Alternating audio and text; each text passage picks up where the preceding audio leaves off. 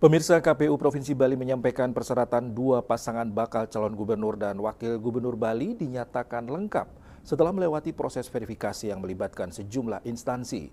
Selanjutnya KPU memberikan kesempatan kepada warga untuk memberikan masukan sebelum pasangan bakal calon ditetapkan sebagai calon peserta pilkada.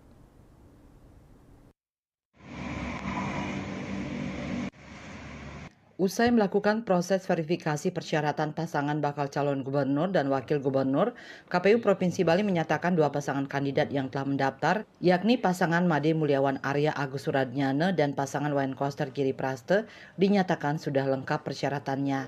Hasil verifikasi tersebut juga telah diumumkan di berbagai platform media agar diketahui oleh masyarakat. Ketua KPU Provinsi Bali, Dewa Agung Gede Lidartawan menyatakan, dengan diumumkannya hasil verifikasi, pihaknya berharap tidak kecolongan dan mendapat masukan dari warga dengan informasi yang lengkap. Untuk pasangan bakal calon di Provinsi Bali ini dua-duanya memenuhi syarat, ya, karena kita tahu bahwa semuanya sudah kita verifikasi, ya, terutama ijazah, karena kita tidak mau ada kecolongan di soal ijazah.